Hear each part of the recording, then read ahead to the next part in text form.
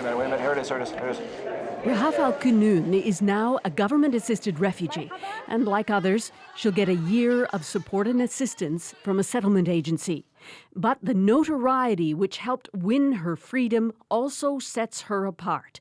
She is in a shelter with security, but still somewhat anxious about her safety, according to Yasmin Mohammed, who's been texting with her. I think that with the onslaught of death threats coming at her from social media, from family members in some cases, that's what's causing her the most anxiety. She's safe in Canada. She's going to be okay. Al-Qunun has described being beaten at home. Locked in her house, she called herself an atheist, risking punishment in Saudi Arabia. I'm not leaving my room until I see UNHCR. Detained at the Thai airport, she feared she would be killed if forced back.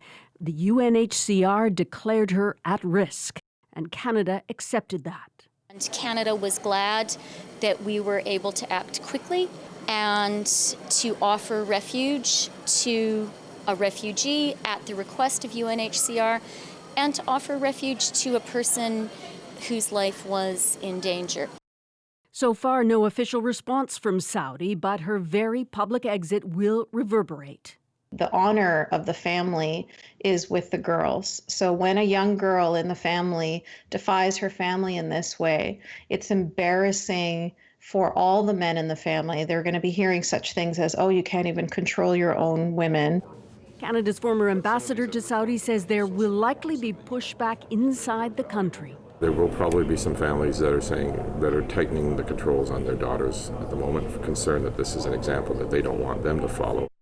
But the relative silence from the kingdom may mean, he says, that guardianship laws ceding men control over women are under pressure. I'm a bit surprised as well that they haven't made more of a fuss about it. And the way I read it, though, is that they want this to sort of start to disappear because of the global light it's shown.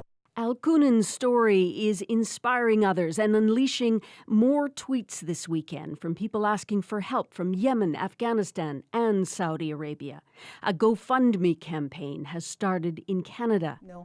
Mary O'Callaghan of Chrystia Resettlement Services calls Al-Qunun determined. I said, this in many respects is the first day of the rest of your life, so there's a lot of decisions you need to make. And she was totally fine. She said, yes, it is. And she was very well composed about it all. Composed, maybe, but unprepared for winter. So today, she found a puffy jacket and a toque. Very Canadian. Susan Ormiston, CBC News, Toronto. But indeed, Rosie, as Susan mentioned, I mean, the Saudi response to this, or lack thereof, has been surprising. Yeah, it sure has been, Andrew, in part because the last time Canada took a stand on Saudi citizens' human rights, the reaction in that case was as swift as it was severe. Last August, Canada's Foreign Affairs Minister sent just one tweet demanding the release of 2 imprisoned women's rights activists. Almost immediately, Saudi Arabia froze trade and investment, yanked funding for Saudis studying in Canadian universities, and barred Canada's ambassador from returning. It's been tense ever since. Talk to us about human rights anytime you want, but lecturing us? No way.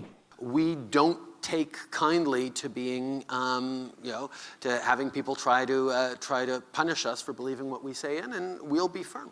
Where do you stand now? Lines like that might get applause. So might this public embrace of a refugee of Saudi repression. Dennis Horak, the Canadian ambassador who lost his posting during that last diplomatic dust-up, would prefer a quieter approach. In a perfect world, that's what I would have recommended. But I understand that there are politics, and politics, as I said, politics need to be served, and politicians like photo ops, and I get that. But I think now that's done. Unlike last August, the global outcry over Saudi Arabia's apparent murder of journalist Jamal Khashoggi might have given Canada some diplomatic breathing room. They were beaten down pretty good internationally by the Khashoggi affair, and they probably don't want to sort of start this up again. We did the right thing here, but we need, I think, to be conscious of, okay, where do we go from here? That's something both Ottawa and Riyadh will have to map out, or relations could get worse. The U.S. Secretary of State is in Saudi Arabia, part of a swing through the region. He said earlier today that he will raise the murder of Jamal Khashoggi.